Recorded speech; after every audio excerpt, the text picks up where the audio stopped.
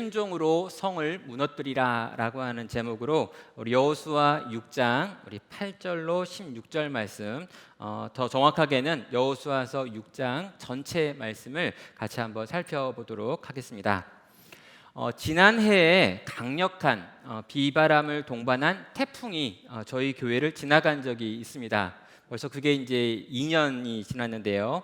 밤사이에 엄청난 바람이 불었고 그 태풍이 지나간 후에 많은 나무들의 가지가 꺾여 있었고 심지어 뿌리째 뽑혀 있는 나무도 교회 주변 곳곳에서 볼 수 있었습니다. 저희 교회 주변에 있는 나무들 가운데 그렇게 뿌리가 뽑혀 있는 나무들을 보면서 저는 자라면서 태풍을 여러 번 경험했지만 나무가 부러진 건 본 적이 있어도 이 뿌리가 뽑혀 있는 건 본 적이 없었기 때문에 궁금해서 다가가서 본 적이 있었습니다. 뿌리가 뽑혀진 나무를 자세히 봤는데 뽑혀질 만한 이유가 있구나라고 하는 생각이 들더라고요. 왜냐하면 그 큰 나무에 겉모양에 비해 너무나 초라한 뿌리가 있었기 때문이었습니다. 저희 교회 주변에 있는 플라타나스라고 하는 수종이 그렇게 뿌리를 깊게 내리지 않는 수종인가 보다라고 생각을 했는데요. 전문가들을 통해 들어보니까 그런 건 아니었던 것 같습니다. 원인은 저희 교회 앞에 흐르고 있는 개천 때문이었죠. 우리 교회 주변은 땅이 사시사철 마르지 않는 땅입니다. 왜냐하면 불광천에서 계속해서 수분이 공급되고 있기 때문이죠. 그래서 나무들이 굳이 뿌리를 깊이 내릴 이유가 없다고 합니다. 그래서 뿌리를 깊이 내리지 않은 채로 계속해서 위로만 높이 올라갔고 그런 나무들이 그 태풍에 의하여 뿌리째 뽑혀진 것이었습니다. 시냇가에 심겨진 나무라고 하면 무조건 좋을 줄 알았습니다. 시편 1편 3절에서 이렇게 말하죠. 그는 시냇가에 심은 나무가 철을 따라 열매를 맺으며 그 잎사귀가 마르지 아니함 같으니 그가 하는 모든 일이 다 형통하리로다. 늘 풍부하게 물이 공급되어지고 양분이 공급되어지기 때문에 더 잘 자라고 또 건강해 보이기도 하고 형통해 보이기도 했습니다. 모든 것이 다 형통해 보였는데 문제는 큰 바람을 만났을 때 그 나무가 견디지 못하더라는 것이죠. 큰 바람 앞에서, 어려움 앞에서, 환난 앞에서 자기가 얼마나 불안한 존재였는지, 얼마나 그가 뿌리가 얕은지에 대하여 보여주는 일이 일어났다는 것입니다. 자라기에 좋은 환경, 끊임없이 공급되어지는 수분, 이것이 독이 되어 나무의 운명을 결정했다는 것이죠. 사랑하는 성도 여러분, 모든 것이 다 잘 되는 것, 그게 과연 좋은 것일까요? 정말 오늘날 우리가 전 지구적으로 느끼고 있는 이 고난, 또 고통, 이 감염병의 문제로 인한 광야를 우리는 지금 경험하고 있습니다. 모두가 다 힘들다고 해서 우리의 힘듦이 약해지는 건 결코 아닌 것 같습니다. 우리 역시 광야를 지나고 있죠. 긴 감염병의 시기를 지나가면서 우리의 마음도 어려워지고 정신적으로도 힘들고 현실적인 어려움들을 호소하는 분들도 많아지고 있습니다. 한 65만 명 정도가 지금 일자리를 잃었다라고 하는 통계를 한국에서 지금 내고 있습니다. 그리고 65만 명 중에 30만 명 정도는 이 젊은 세대의 일자리였다라고 하는 이야기도 보고 있죠. 개인도 가정도 고민이 깊어져 갈 수 있는 시기이고요. 또 교회 역시 고민할 수밖에 없는 시간을 보내는 것 같습니다. 그러나 성도 여러분, 우리는요, 이 광야 같은 시기를 경험하면서도요, 이 시기를 통과하면서 이 광야에 의미를 부여해야 되겠습니다. 이스라엘 백성들에게 있어서 그들이 하나님의 군대가 되기 위하여 광야를 통과해야 했던 것처럼 오늘 우리가 경험하고 있는 이 광야와 같은 시간들 역시 무언가 목적을 위하여 우리 삶 가운데 하나님이 두신 것으로 이해해야 한다는 것이죠. 하나님께서 성도를 하나님의 백성으로 빚어가시기를 원하십니다. 하나님께서 큰 바람에도 견딜 수 있는 인생들이 되기를 원하시고요. 환난과 핍박 속에서도 여러 가지 어려운 환경 속에서도 끊임없이 열매를 맺는 성도가 되기를 원하신다는 것이죠. 그리고 그런 원함을 가지신 우리 하나님께서 때로 우리의 인생 위에 고난을 허락하시고요, 광야와 같은 시간들을 허락하십니다. 그래서 이 광야를 지나며 훈련되고 준비되고 무언가 배워야 될 것들을 배운 사람이라면 이 땅에 있는 더 큰 전쟁과 더 큰 영적인 싸움에서 싸우고 이길 뿐 아니라 열매 맺을 수 있는데, 그렇다면 이 광야를 지나며 우리는 무엇을 배워야 되는지, 어떤 것이 준비되어져 있어야 되는지를 오늘 이 본문 여호수아서 6장을 통해서 함께 살펴보겠습니다. 먼저 본문 가운데 들어가면은요, 1절을 보면 이스라엘 자손들로 말미암아 여리고는 굳게 닫혔고 출입하는 자가 없더라라고 하는 말로 시작되고 있습니다. 이스라엘 백성들의 광야의 훈련의 시간들이 끝났습니다. 한두 해도 아니고 40년이라고 하는 시간 동안 이스라엘은 광야에 있었죠. 출애굽 1세대가 다 죽었고 출애굽 2세대가 추가되었습니다.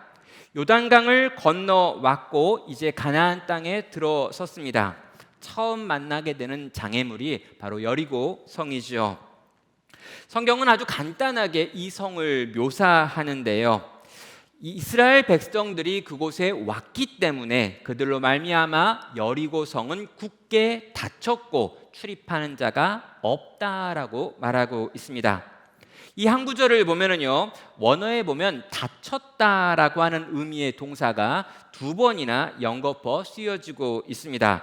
거기다가 출입할 수 없었다라고 하는 말까지 같은 의미로 보면 이 짧은 한 문장 안에 세 번이나 닫혔다, 출입할 수 없다라고 말하면서 철저하게 이 여리고성이 닫혀 있고 이 여리고성으로 들어갈 수 있는 방법이 없다라고 하는 것을 본문은 1절을 통해서 강조합니다. 싸움 자체가 불가능했다라고 하는 의미입니다. 성서고고학자들이 이 부분에 대해서 여리고성 근방을 가가지고 실제로 여리고성의 잔해를 발견을 했고 발굴을 했습니다. 이 성은요, 가파른 언덕 위에 위치하고 있고요, 4.5m 높이의 석벽이 있고 그 앞에 2.6m의 토벽을 가진 이중 성벽으로 만들어진 요새였습니다.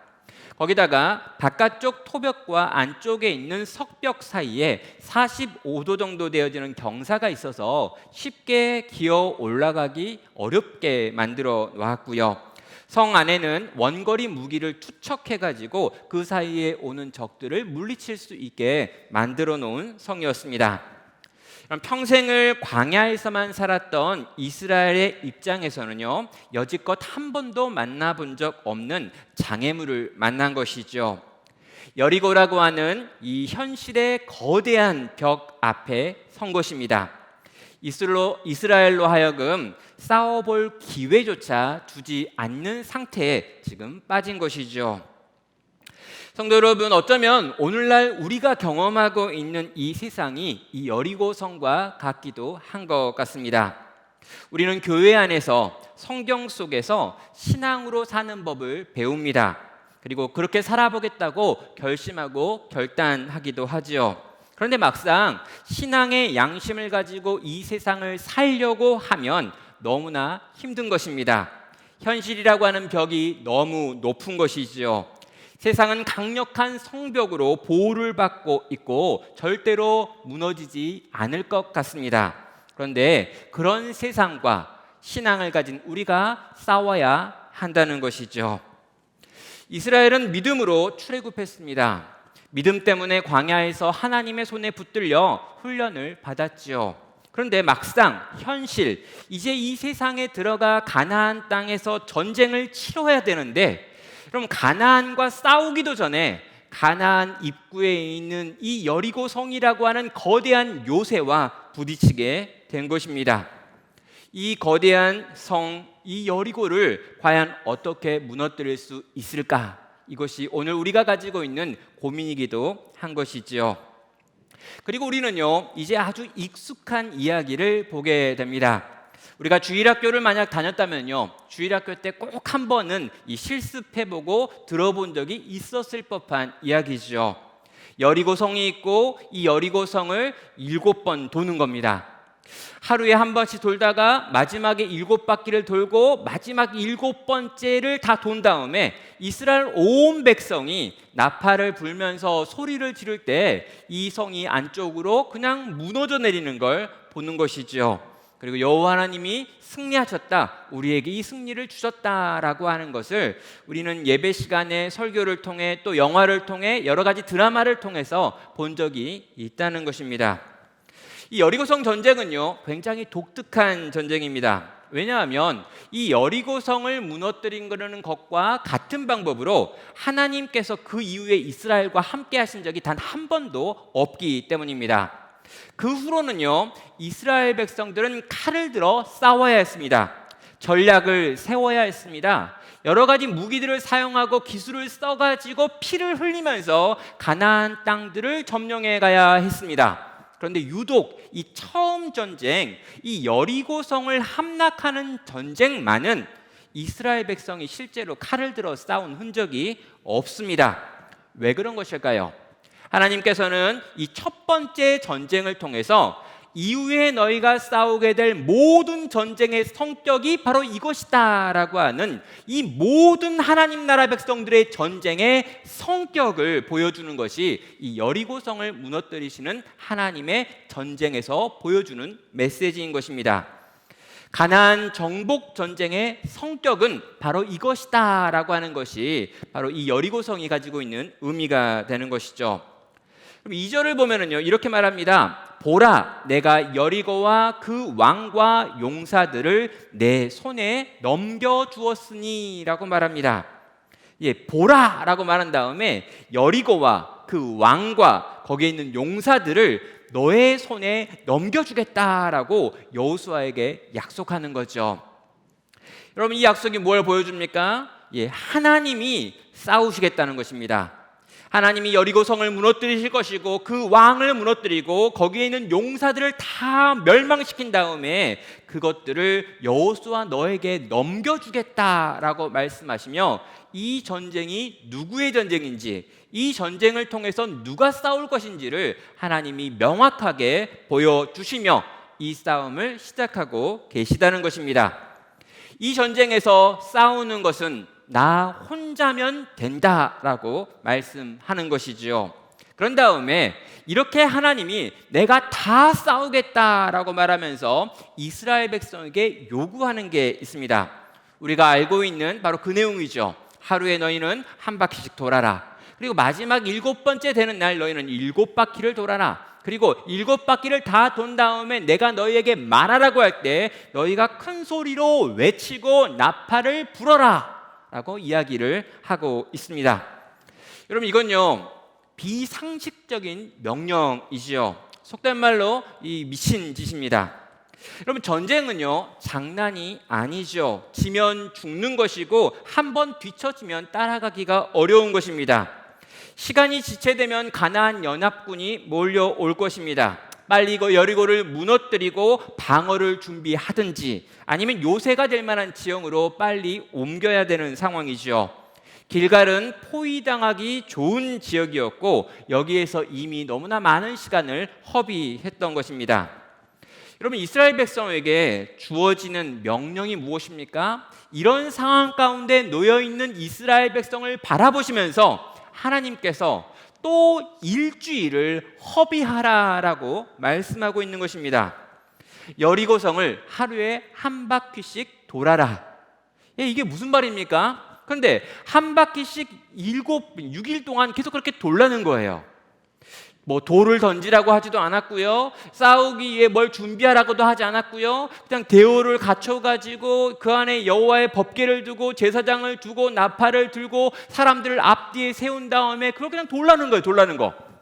그리고 7번째 되는 날에는 7바퀴나 돌아라 라고 이야기를 합니다. 그럼 이 명령을 여호수아가 듣게 되고요. 여호수아는 자기가 들었던 이 명령을 그대로 이스라엘 백성들에게 들려주고 있습니다. 이 명령에 대해서 여호수아는 어떻게 반응을 하고 이스라엘은 어떻게 반응할까요? 여러분, 우리가 만약 이런 명령을 받았으면요, 우리는 적어도 이렇게는 하나님께 대답했을 겁니다. 왜요? 왜요? 아니, 하나님이 그런 말을 시켰는데 너무 이해하기 어려운 명령을 시켰다는 거죠. 그렇다면 이 어려운 명령, 이해할 수 없는, 상식적으로 판단할 때 말이 안 되는 그 하나님의 명령 앞에서 왜냐라고 하는 질문 정도는 우리는 던졌을 거라고 생각합니다. 하나님 왜 그렇게 하시는데요? 왜 그렇게 해야 되는 건데요? 왜 그 일에 대하여 우리가 움직여야 되는 건데요? 도대체 그게 무슨 의미가 있는데요? 라고 우리는 물을 수밖에 없다는 거죠. 근데 신기합니다.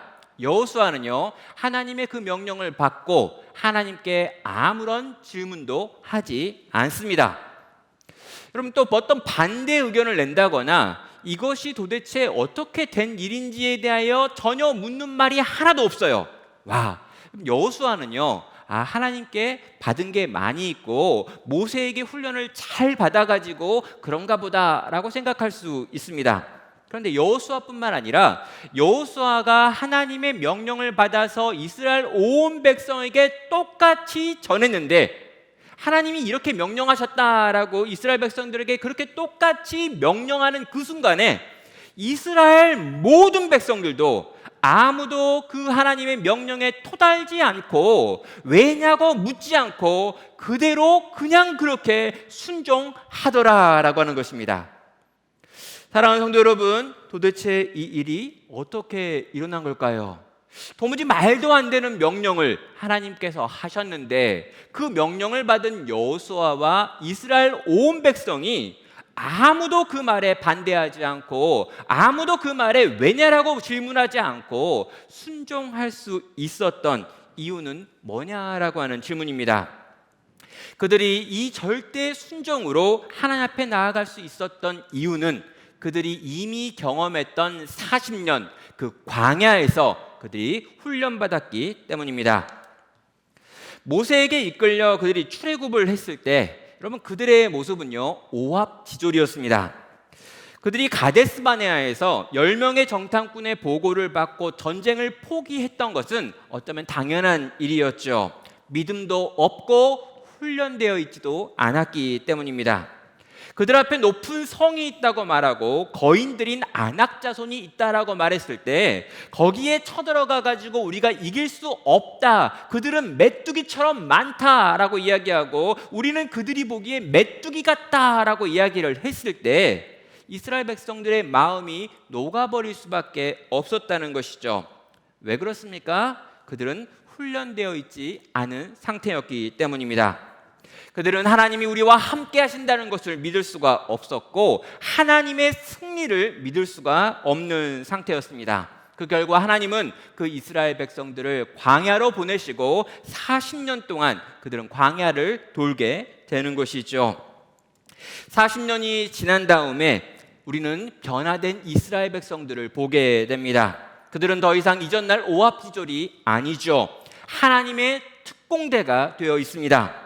하나님께서 전혀 말도 안 되는 명령을 행하셨는데 그 명령을 받은 이스라엘이 예 주님이라고 말하며 지금 그 말씀에 순종하여 움직이고 있는 것입니다. 하나님의 말씀 앞에 절대 순종으로 반응하고 있는 광야 40년을 지난 하나님의 백성들의 모습을 우리는 보게 되는 것이죠. 성도 여러분, 그들은 광야에서 도대체 무엇을 배웠던 걸까요?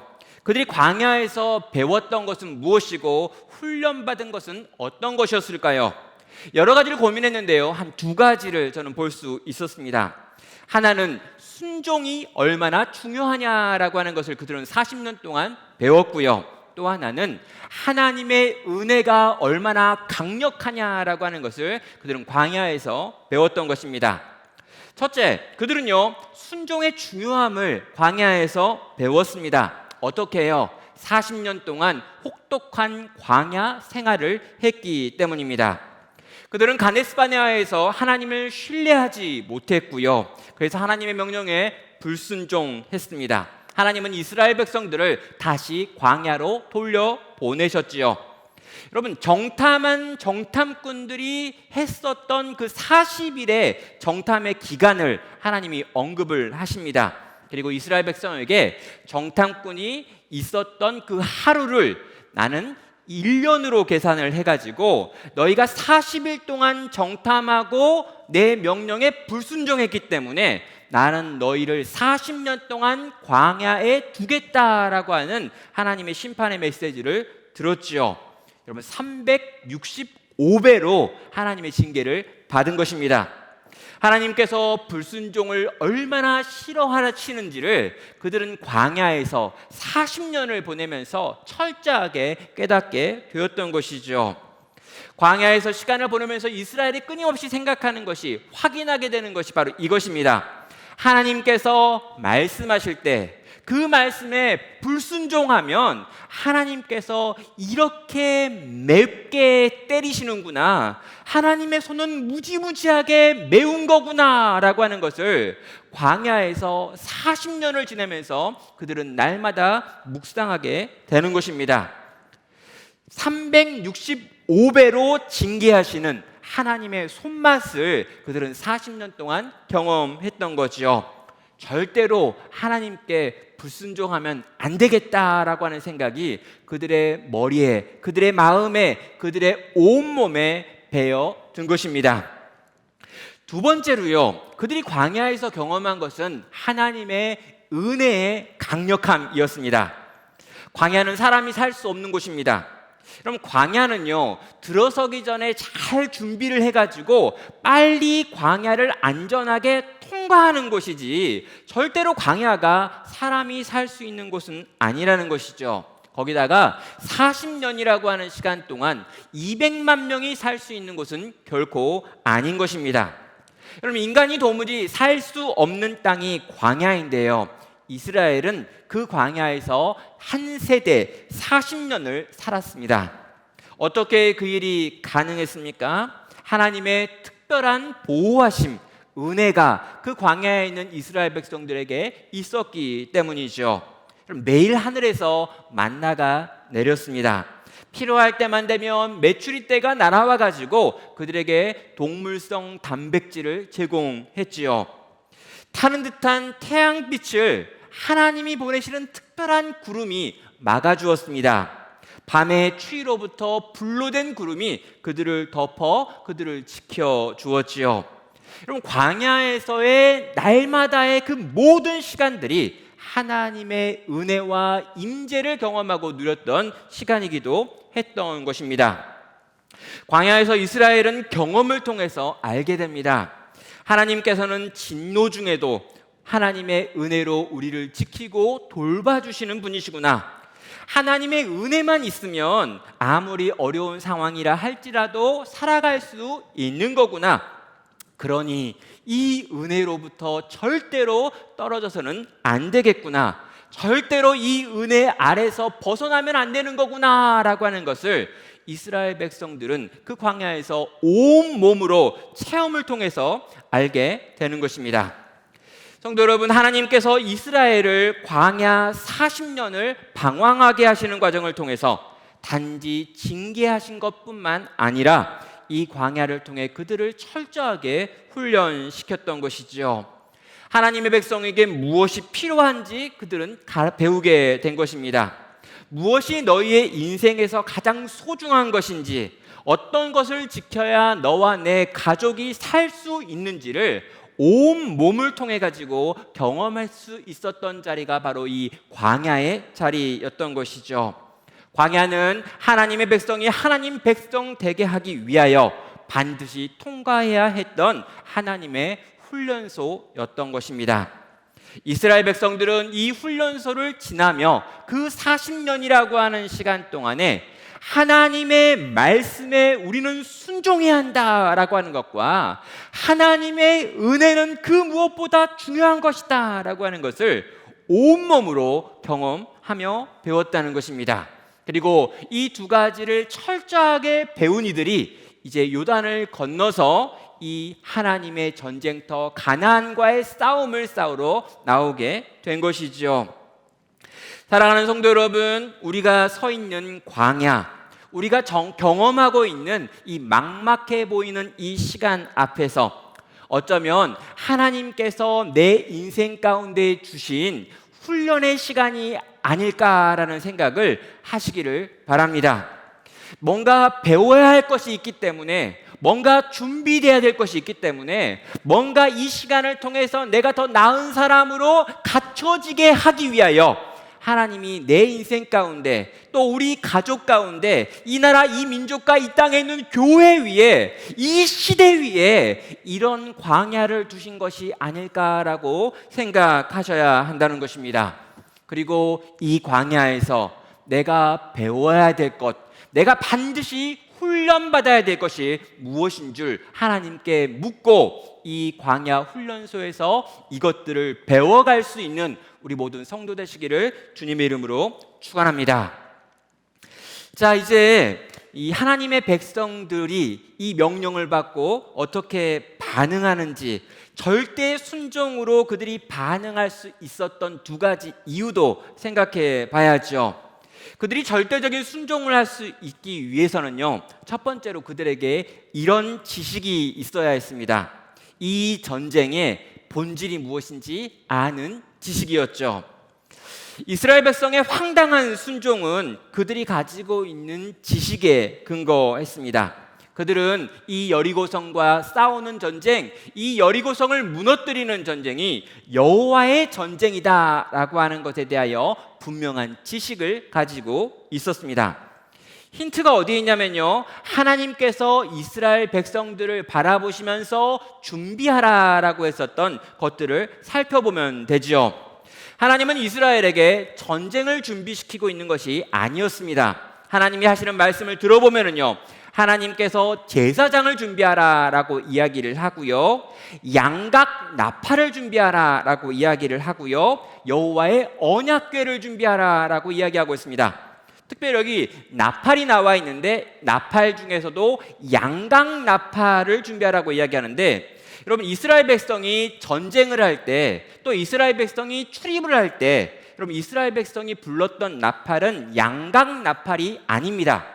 그들은 새로 된 나팔을 불면서 전쟁을 지휘했어요. 그런데 이 양각 나팔은 이스라엘 백성들이 제사를 드릴 때, 예배를 드릴 때 사용하던 나팔이었습니다. 양각 나팔과 여호와의 언약궤와 제사장을 준비하라라고 하는 이 말은 다시 말해서 예배를 준비하라라고 하는 말과 같은 것이라는 거죠. 지금 하나님께서 무엇을 이야기하고 있는 걸까요? 이 전쟁은 내가 싸우는 전쟁이다라고 이야기한 거예요. 이 전쟁에서는 나 혼자 싸울 테니까 너희는 다 기다리고 있다가 내가 어떻게 싸우는지, 얼마나 멋지게 싸우는지, 얼마나 멋있는 승리를 만들어내는지를 보면서 찬양하고 기뻐하고 즐거워하면서 나에게 영광을 올려드리는 그 제사를 너희가 준비해야 한다라고 말씀하셨다는 것입니다. 성도 여러분, 여리고성 전쟁은요, 이후에 일어날 모든 가나안 정복 전쟁의 샘플이라고 말씀했습니다. 그리고 이후에 일어날 모든 영적 전쟁, 우리가 싸워야 될 세상 속에서 하나님 나라 백성으로 살기 위한 모든 싸움의 샘플이기도 하지요. 그런데 기억해야 될 게 있다는 거예요. 이건 인간이 싸우는 게 아니고, 우리가 싸우는 게 아니고, 우리가 우리의 똑똑한 머리와 잘난 의지를 가지고 싸우는 싸움이 아니라 여호와 하나님께서 앞서 싸우시는 싸움이다라고 하는 걸 우리에게 기억하게 만들기 위해서 이 여리고성 전쟁을 특별하게 하나님이 만드셨다라는 것입니다. 성도 여러분, 성도가 이 세상에서 영적 싸움을 싸우는 게 맞습니다. 하나님의 백성들은 하나님의 백성답게 세상을 살아야 되죠. 이건 다 영적인 싸움입니다. 그래서 착각하는 게 있는데요, 내가 싸운다라고 생각을 하는 거죠. 그러면 어떻게 됩니까? 세상은 거대하고 나는 작습니다. 이 작고 힘없고 초라한 내가 가지고 있는 몇 개의 무기를 가지고 저 거대한 세상과 싸운다라고 생각한다면 우리 중에 누구도 이 싸움에 뛰어들 수 없다는 것이죠. 그래서 하나님께서 우리에게 이 여리고성 전쟁을 통해서 가르치시는 것입니다. 이 전쟁, 이 영적 전쟁, 하나님 백성의 전쟁, 이 교회가 이 세상 속에서 싸워야 될 모든 전쟁은 실상 잘 살펴보면 너희가 싸우는 싸움이 아니라 나 여호와가 싸우는 싸움이다 라고 하는 것을 그들에게 알려주고 보여주면서 이 전쟁을 시작하고 있는 것입니다. 성도 여러분, 우리는요 이 싸움을 보면서 이 싸움의 주인이 누구인지, 이 싸움을 누가 싸우시는지, 여호와 하나님이 이 싸움을 싸우시겠다라고 말하며 이 전장을 향해 나아가는 것을 보면서 우리도 이 여호와 하나님의 승리를 바라보며 그분을 찬양하기 위한 준비를 해야 하는 것입니다. 그분은 이 전쟁은 나의 전쟁이다, 내게로 오라라고 말씀하고 있습니다. 나에게 귀를 기울이라고 말하고 있습니다. 내게 방법을 묻고 전략을 물으라고 이야기하고 있습니다. 세상과 다른 방식일 수 있지만 내가 가르치는 내 방식대로 너희가 싸우면 내가 승리하는 것처럼 너희도 승리할 수 있다라고 하는 걸 보여주기 위하여 첫 번째 전쟁을 이런 방식으로 싸우고 계시다는 것이죠. 사랑하는 성도 여러분, 성도는 이 땅에서 영적 전투를 치러야 합니다. 그리고 우리의 머리와 우리의 생각과 우리의 힘과 우리의 의지와 우리의 모든 것들을 이 싸움에 동원해야 하죠. 그러나 여러분, 착각하면 안 됩니다. 우리가 잘나고 똑똑하고 능력이 있어서 이 세상에서 싸워 이길 수 있는 것이 아니라 우리가 철저하게 하나님께 의지하고 있을 때 그 하나님의 능력과 지혜로 우리가 세상을 이기는 것입니다. 그래서 세상과 싸워 이겼다고 해서 자랑하는 자가 없는 것이고요, 이 세상과 싸워서 결코 실패할 수도 없다라는 것입니다. 이 전쟁은 하나님께 속한 전쟁이기 때문입니다. 자, 또 하나 하나님의 백성들이 보이는 반응이 6절부터 14절까지 나와 있는 반응인데요.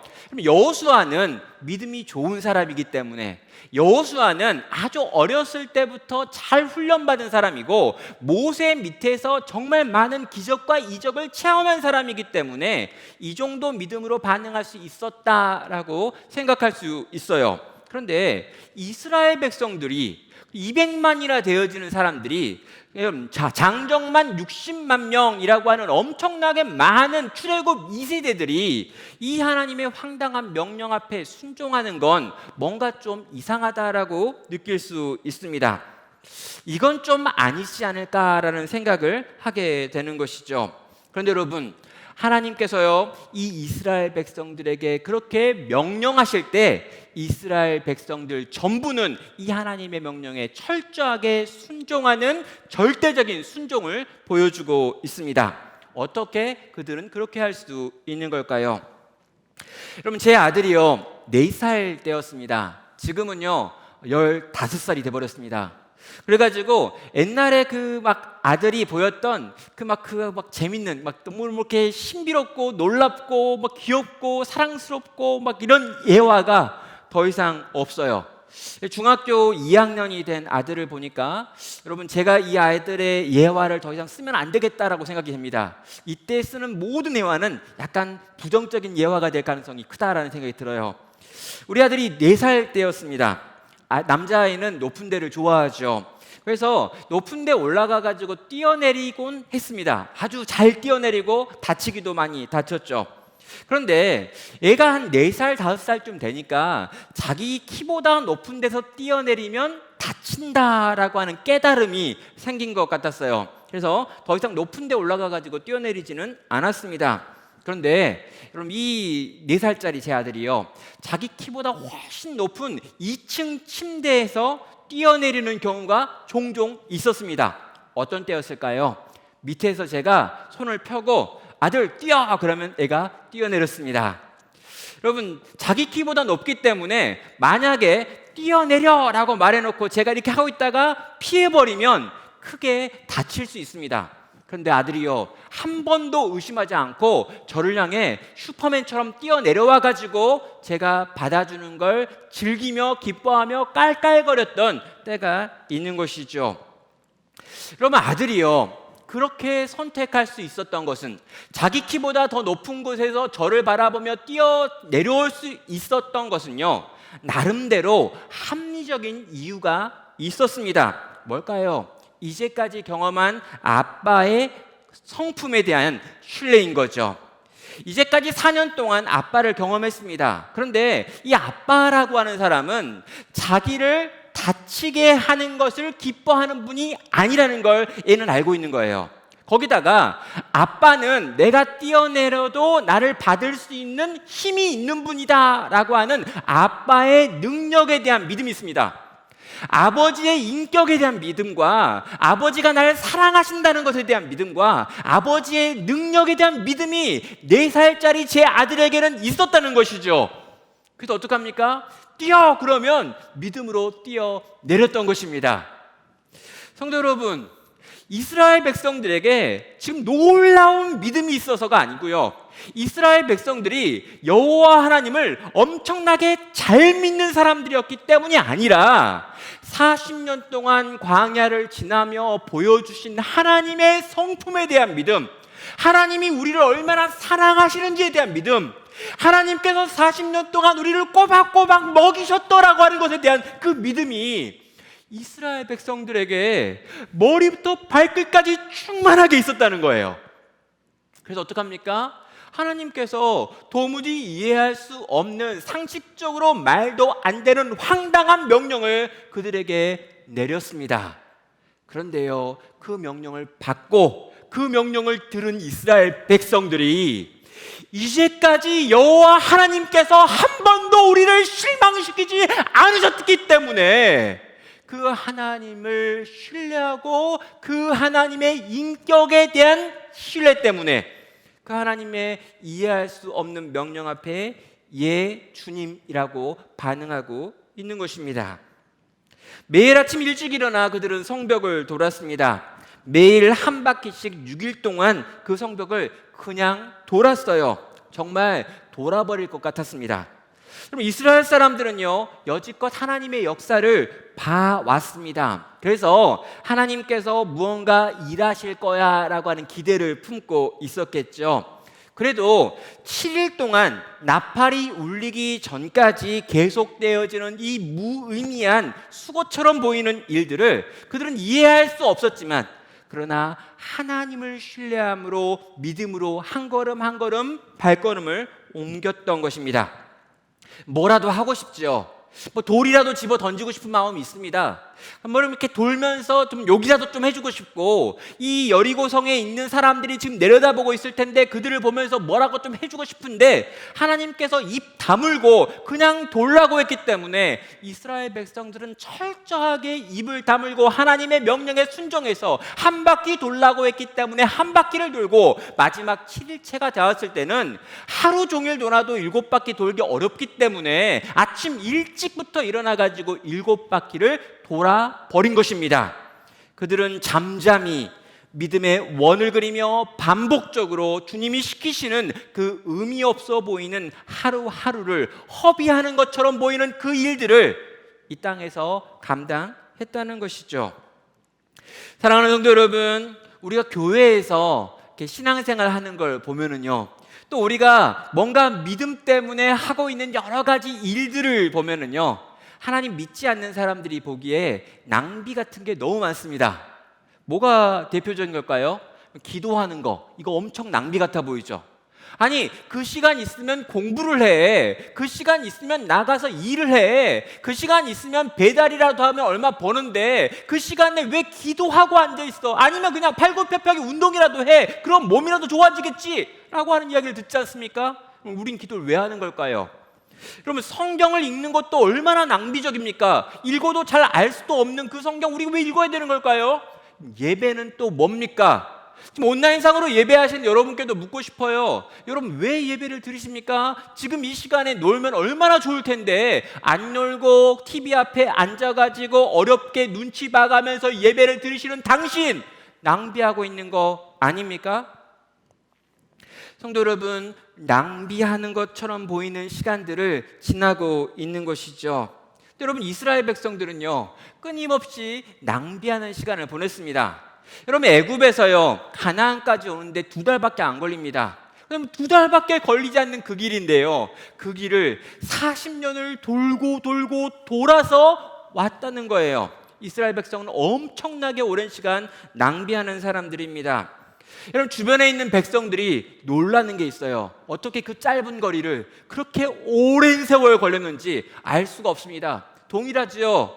여러분, 세상 사람들은요 우리를 보고 답답할 때가 많습니다. 이거는 그냥 빨리빨리 막 진행하면 될 텐데, 이거는 그냥 지나가면 되는 건데, 이것 때문에 씨름하고 저것 때문에 씨름하고 저것 때문에 눈치 보고 저것 때문에 기다리고 저것 때문에 하나님 뜻을 구하다가 너무나 늦어져 버린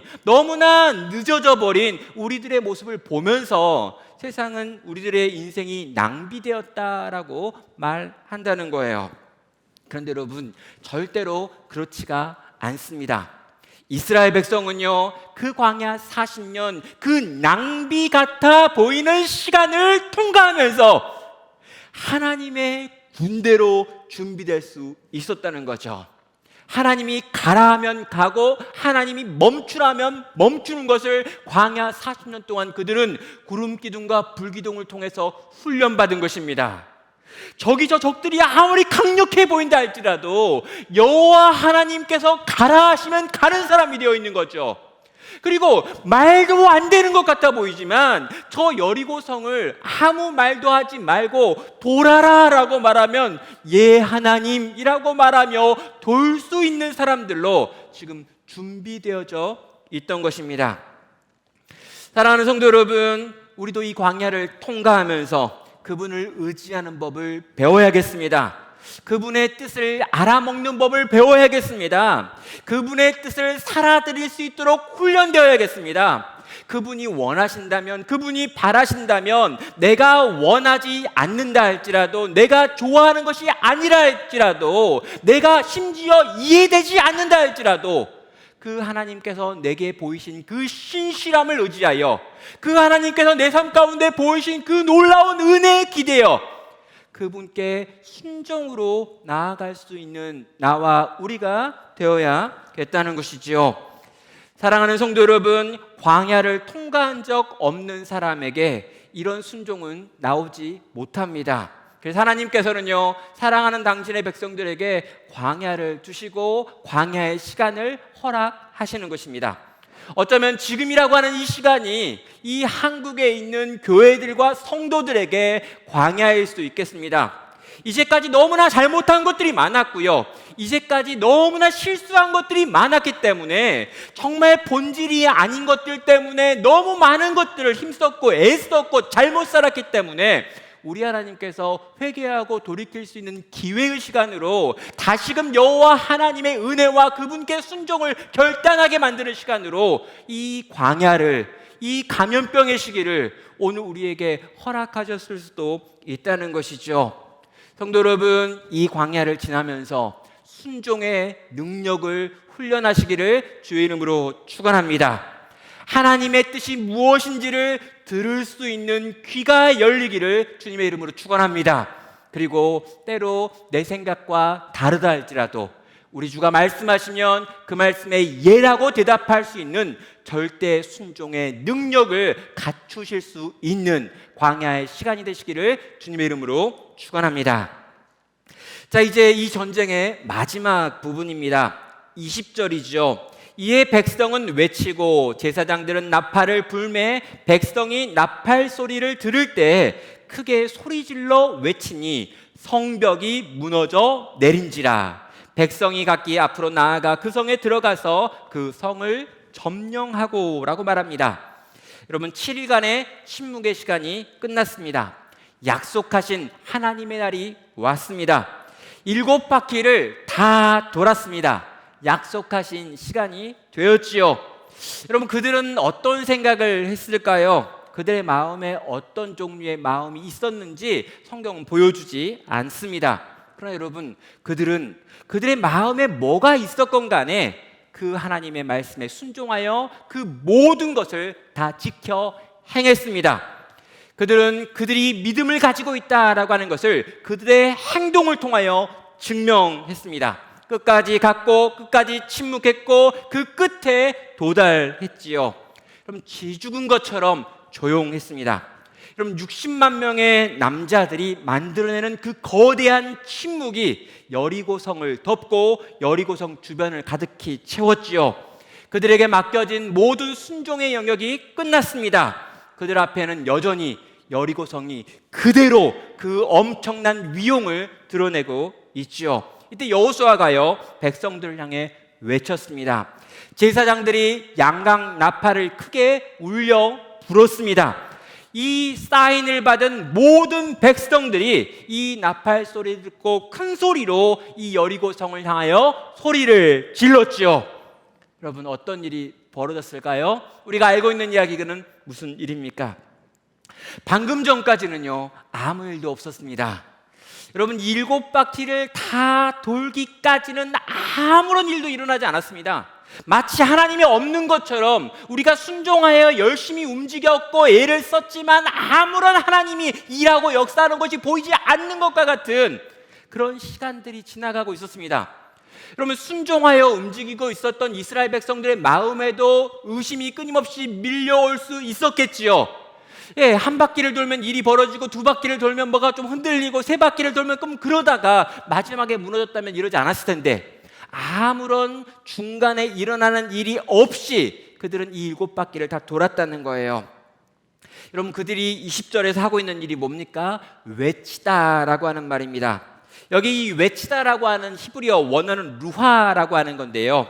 이 루하라고 하는 말이 나온 다음에 뒤에 테루아라고 하는 말이 나오고 있습니다. 그러니까 이스라엘 백성이 다 함께 외쳤습니다. 루아라고 했어요. 그런데 이 루아라고 한 것 다음에 조금 시간이 지난 다음에 그들이 또 테루아라고 하고 있습니다. 그럼 루아 둘 다 우리말 성경에는 외치다라고 번역이 되어 있죠. 그런데 여러분 이 루아와 테루아는 약간의 차이가 있습니다. 루아는 그냥 큰 소리를 내다라고 하는 거고요. 테루아는 마음이 담긴 상태로 큰 소리를 내다라고 하는 뜻이에요. 그래서 이 테루아가 성경 곳곳에서 어떻게 쓰이냐면요 나팔 소리로 찬양하며 비파와 수금으로 찬양할지어다 라고 할 때 이 찬양하다 라고 하는 의미로 테루아라고 하는 단어가 쓰여지고 있습니다. 그렇다면 이게 뭘까요? 여러분 이스라엘 백성이요 나팔이 불려지고 이 불려진 나팔의 사인을 받고 온 백성들이 여호수아가 시켰던 그대로 소리를 크게 지른 거예요. 여러분 소리를 그냥 크게 질렀습니다. 이건 그냥 소리예요. 근데 여러분 소리를 크게 질렀더니 그 큰 소리가 울려 퍼졌더니 그 큰 소리가 울려 퍼진 자리에서 여리고성이 무너져 내리고 있는 것입니다. 그리고 그들의 눈앞에서 그 여리고성이 무너지는 걸 보고 있던 이스라엘 온 백성들이 그 60만 명의 사람들이 둘러싸고 있는 이스라엘 모든 백성들이 무너지는 여리고 성벽 앞에서 어떻게 합니까? 여러분 하나님의 크고 능하신 손을 바라보면서 여호와 하나님을 찬양했다라는 것이죠. 루아 테루아라고 읽는 것입니다. 그들이 함께 춤추고 있는 것입니다. 하나님의 승리를 보면서 그들이 할 수 있는 최고의 찬양을 하나님께 올려드리는 자리가 바로 이 여리고성 앞에서 그날 그들이 보였던 이 소리침의 이유가 됐던 것이죠. 사랑하는 성도 여러분, 어느 날인가 우리는 하나님의 명령에 순종해서 끝까지 이 길을 완주할 것입니다. 그리고요 우리가 이 길에서 끝까지 절대 순종으로 달려갔을 때, 그래서 하나님의 때가 되고 하나님의 시가 되었을 때 하나님이 계획하시고 약속하신 그때 그 시간에 하나님 당신께서 위대한 일을 행하실 것입니다. 그때 어떻게 할까요? 그때 무슨 일이 벌어질까요? 그때 우리는요 루아라고 끝내지 못할 것입니다. 감탄사로 끝내지 못할 것입니다. 소리 지르는 걸로 끝내지 못할 것입니다. 그때 우리는 이렇게 반응하겠죠. 테루아로 반응하는 것입니다.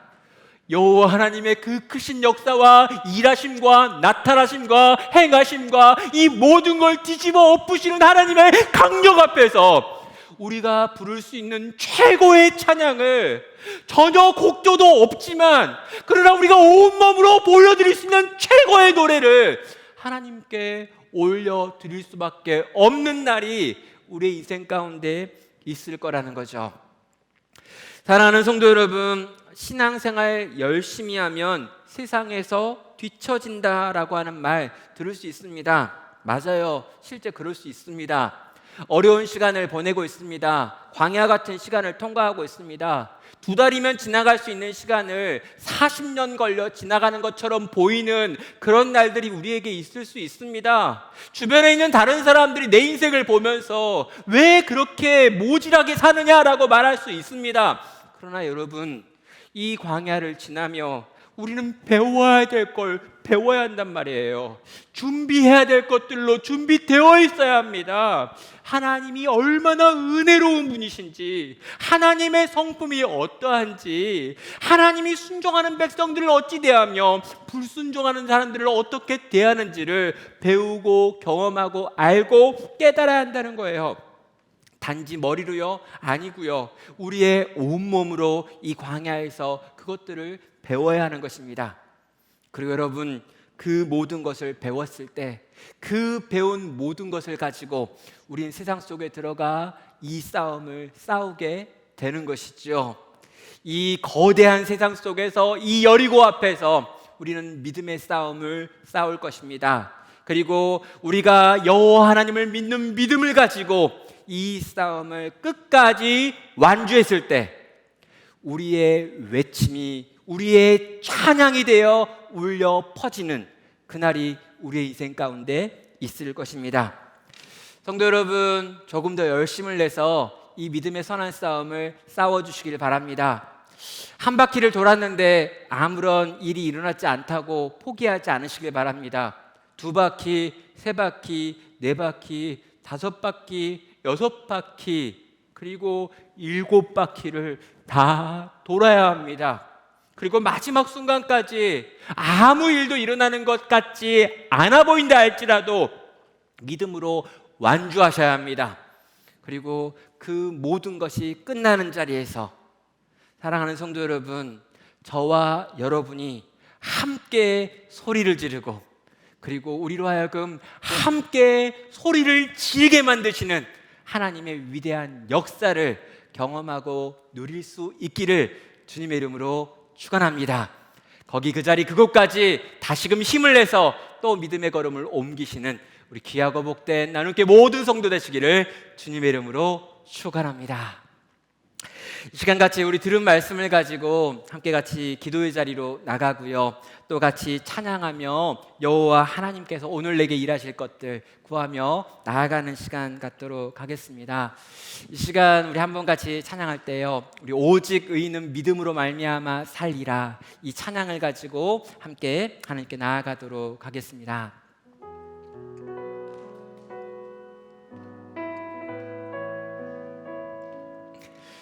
흔들리는 세상 속에서요, 믿을 수 있는 것은 오직 하나님밖에 없습니다. 그 하나님을 믿으며 나아가겠습니다. 내가 그 하나님을 끝까지 믿겠습니다 라고 결단하는 마음으로 같이 이 찬양의 고백으로 하나님께 나아가겠습니다. 세상은 들리고 사람들은 변하여도 나는 주를 섬기리. 주님의 사랑은 영원히 변하지 않네. 나는 주를 신뢰해. 오직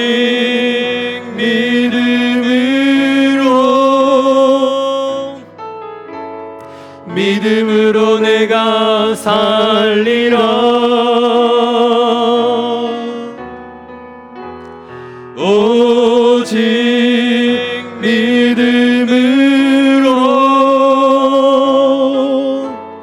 믿음으로 내가 살리라.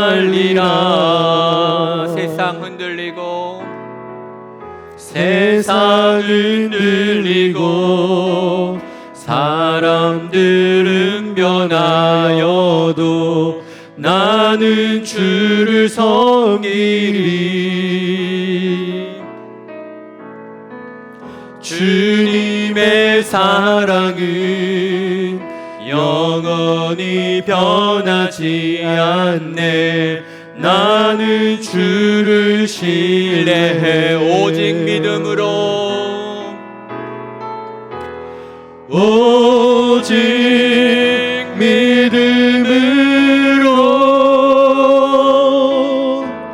믿음으로 내가 살리라. 오직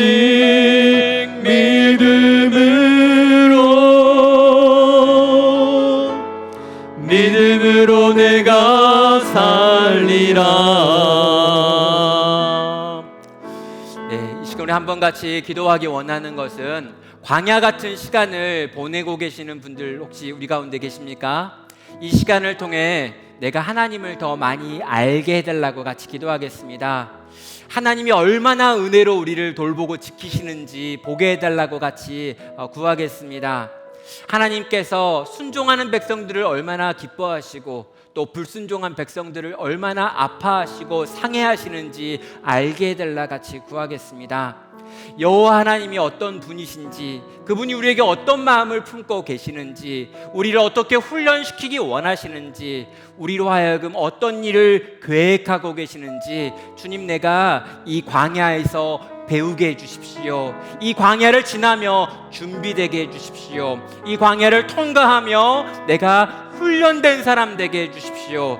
내가 이 광야에서 정말 주님이 기뻐하는 모양으로 변화되게 하여 주십시오. 이 시간 함께 합심하여 이 광야를 지나며 내가 주님을 사랑하게 해달라고, 알게 해달라고, 주님을 따르게 해달라고 함께 합심하여 기도로 주 앞에 나아가겠습니다. 오 하나님 아버지, 이 시간 이 광야를 지나며 내가 배워야 될 것, 우리가 배워야 될 것, 우리가 준비돼야 될 것, 우리가 나아가야 될 것들을 이 시간 고백하며 주 앞에 섭니다. 오 하나님 아버지, 이때 내가 준비되게 하여 주시옵소서. 이때 내가 주님을 알게 하여 주시옵소서. 하나님이 내게 품고 있는 마음이 어떤 건지 알게 하여 주시옵소서. 하나님을 신뢰하고 기대하며 살아간다는 것이 어떤 것인지 내가 배우게 하여 주시옵소서. 돌아가는 것 같아 보이고 막막해 보이고 답답해 보이고 사람들이 나를 보고 하나님 아무것도 아닌 것 같은 허비의 시간을 보낸다 할지라도 아버지, 이 시간에 내가 준비되게 하여 주시옵소서. 뿌리 없는 인생이 아니라 뿌리가 깊은 인생 되게 하여 주시옵소서. 광야를 지나며 준비된 사람 되게 하여 주시옵소서. 이 영적 전쟁을 싸울 수 있는 사람이 되게 하시며 하나님의 군대가 되게 하시며 하나님의 말씀에 절대적인 순종으로 나아갈 수 있는 자로 빚어져 갈 수 있게 하여 주시옵소서. 오 하나님 아버지, 우리 나누게 모든 성도들이 주여 하나님 아버지 이 광야를 지나가고 있나이다. 주여 하나님 아버지, 이 코로나라고 하는 광야를 지나가고 있으며 아버지 교회가 모이기 어려운 이 상황들을 경험하고 있사오며 이전에 한 번도 경험한 적 없는 아버지 신앙의 모습들을 요구하는 이때를 살아가고 있나이다. 오 하나님 아버지, 답답하고 막막한 것들이 많으며 손에 보이지 않으며 눈에 잡히지 않으며 하나님 아버지 이런 일들을 내가 보고 경험하고 있나이다. 주여 아버지, 이 속에서 주여 하나님 아버지 나로 준비되게 하여 주시옵소서. 나로 훈련되게 하여 주시옵소서. 나로 배우게 하여 주시옵소서. 주여, 내가 이전에는 머리로만 알았었는데 이제 내가 이 광야를 통과하며 나의 온몸으로 하나님의 살아계심을 알게 하여 주시옵소서. 하나님께서 순종하는 백성들을 어찌 사랑하시는지 알게 하시며 불기둥과 구름기둥으로 우리를 지키시는 것이 어떤 사랑인지 주여 우리가 알게 하여 주시옵소서. 여기서 배우게 하여 주시옵소서. 여기서 준비되게 하여 주시옵소서. 그렇게 준비되는 내가 되게 하시고 우리의 가정들이 되게 하시고 우리의 교회들이 되게 하여 주시옵소서. 오 하나님, 오 하나님, 하나님의 신실하심을 알게 하여 주시옵소서. 주여 하나님 아버지, 하나님의 놀라우심을 보게 하여 주시옵소서.